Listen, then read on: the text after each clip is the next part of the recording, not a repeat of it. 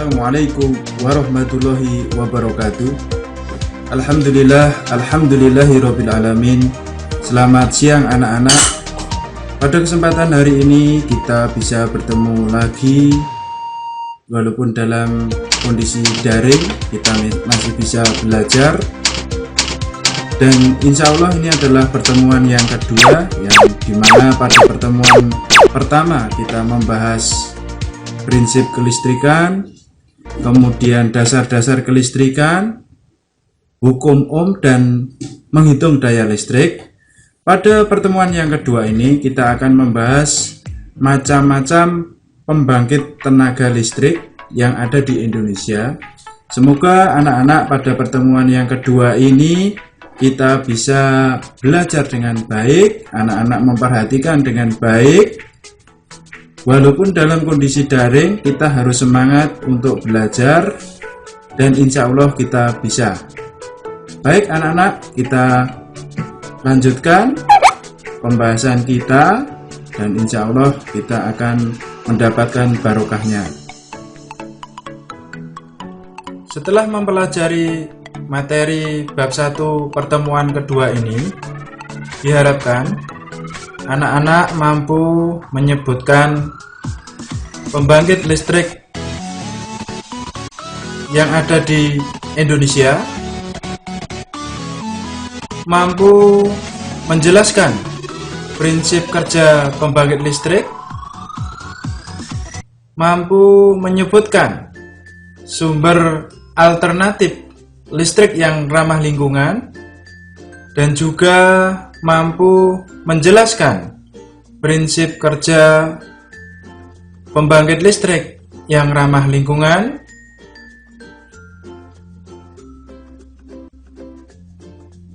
Bahasan yang pertama adalah pembangkit listrik tenaga air. Pembangkit listrik tenaga air dengan memanfaatkan ketinggian dan aliran listrik mengubah potensial listrik atau energi potensial listrik menjadi energi mekanik dengan memanfaatkan turbin, kemudian dari energi mekanik dirubah menjadi energi listrik oleh generator, sehingga bisa menghasilkan listrik yang dimanfaatkan oleh manusia atau bisa dimanfaatkan oleh kebutuhan manusia dalam kehidupan sehari-hari. Anak-anak bisa melihat komponen atau bagian-bagian PLTA atau pembangkit listrik tenaga air. Yang pertama adalah reservoir, dam, intake, control gate, pinstock, powerhouse, turbin, generator, transformer, power line, dan outflow. Perhatikan anak-anak gambar yang ada di situ. Itu adalah gambar prinsip kerja daripada pembangkit listrik tenaga air, di mana mengubah energi potensial air menjadi energi mekanik, kemudian dari energi mekanik dirubah menjadi energi listrik oleh turbin dengan memanfaatkan aliran air yang ada di reservoir atau penampungan, kemudian dilewatkan oleh turbin, dari turbin kemudian dirubah menjadi energi listrik oleh generator, sehingga energi listrik itu bisa dimanfaatkan oleh manusia. Generator adalah bagian dari pembangkit listrik tenaga air yang fungsinya untuk mengubah energi mekanik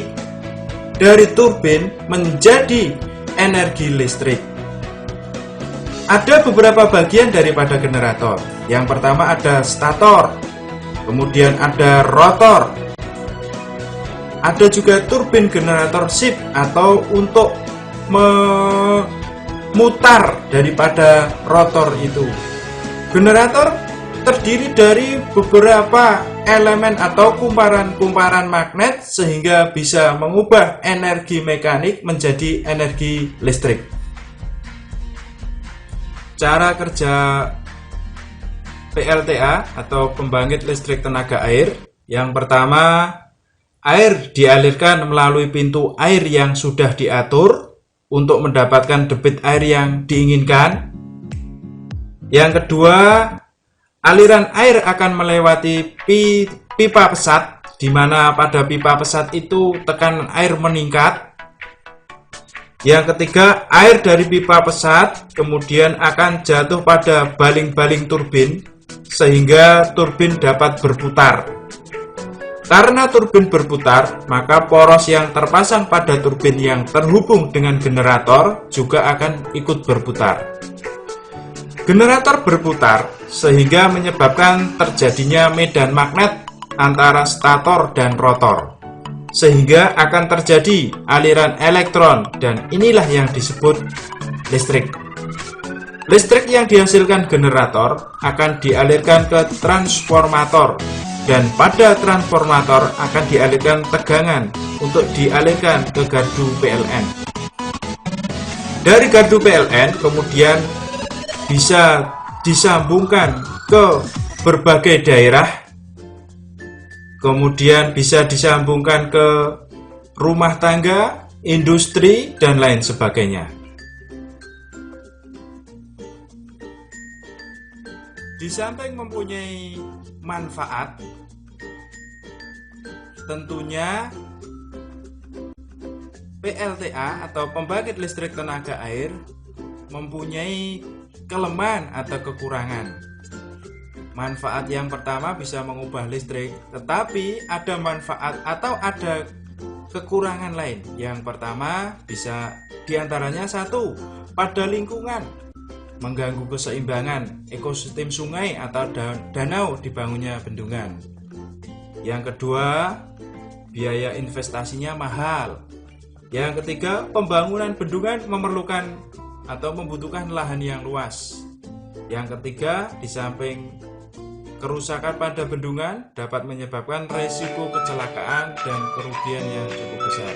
Itulah kekurangan daripada pembangunan atau PLTA, pembangkit tenaga listrik tenaga air. Bahasan yang kedua adalah pembangkit listrik tenaga bumi. Dengan memanfaatkan panas bumi ternyata bisa dimanfaatkan atau bisa menghasilkan listrik. Tetapi di Indonesia belum ada. Mungkin yang ada di daerah yang panasnya cukup besar, diantaranya misalnya di gurun atau padang pasir. Bahasan yang ketiga adalah pembangkit listrik tenaga surya. Pembangkit listrik tenaga surya adalah pembangkit listrik yang mengubah energi surya menjadi energi listrik. Pembangkit listrik bisa dilakukan dengan dua cara. Yang pertama, secara langsung dengan menggunakan fotovoltaik. Fotovoltaik mengubah secara langsung energi cahaya menjadi listrik menggunakan efek fotoelektrik. Cara yang kedua yaitu secara tidak langsung dengan pemusatan energi surya. Pemusatan energi surya menggunakan sistem lensa atau cermin dikombinasikan dengan sistem pelacak untuk memfokuskan energi matahari ke satu titik untuk menggerakkan mesin color sehingga dihasilkan energi listrik. Cara kerja pembangkit listrik tenaga surya adalah pada siang hari. Pada siang hari, panel surya menerima cahaya sinar matahari yang kemudian diubah menjadi energi listrik oleh sel-sel kristal melalui proses fotovoltaik. Listrik yang dihasilkan oleh panel surya dapat langsung disalurkan ke beban atau disimpan dalam baterai atau aki sebelum disalurkan ke beban, misalnya lampu, radio, televisi, dan lain sebagainya. Namun, pada malam hari, sel surya tidak menghasilkan listrik. Listrik yang sudah terkumpul atau tersimpan di siang hari atau sudah tersimpan dalam baterai atau aki akan dapat digunakan. untuk menyalakan peralatan listrik, terutama lampu penerangan dan lain sebagainya yang membutuhkan energi listrik. Tentunya anak-anak, setiap sumber energi mempunyai kelebihan dan kekurangan. Pada PLTS atau pembangkit listrik tenaga surya ternyata mempunyai kelebihan dibandingkan dengan sumber energi yang lain. Yang pertama, matahari, sumber energi yang bebas untuk digunakan oleh setiap orang. Yang kedua, semakin sedikit kita bergantung pada bahan bakar fosil dan akan meningkatkan ketahanan dan keamanan energi karena akan mengurangi kebutuhan impor minyak dari pihak asing. Yang ketiga, tidak menimbulkan polusi. Tenaga surya tidak melepaskan karbon dioksida, sulfur dioksida, nitrogen oksida atau merkuri ke atmosfer. Tidak membakar bahan bakar dan tidak menghasilkan emisi. Yang keempat, kelebihan PLTS yaitu mengurangi konsumsi karena tidak memerlukan bahan bakar. Yang keempat, hampir bebas perawatan karena produsen menawarkan jaminan rata-rata di atas 20 tahun atau lebih. Yang ketiga, menghemat uang tentunya karena sekali pakai kita bisa digunakan untuk beberapa tahun. Yang ketujuh, bahan bakar fosil seperti batu bara, minyak, dan gas alam tidak terbarukan dan berkurang. Sedangkan energi matahari tidak akan pernah habis. Itu adalah kelebihan. Yang kedelapan, ada kelebihan yang lain yaitu faktor kebisingan. Panel surya tidak menimbulkan bising karena tidak ada yang bergerak pada panel surya, berbeda dengan sumber energi yang lain, misalnya turbin dan lain sebagainya. Tetapi panel surya tidak ada yang bergerak.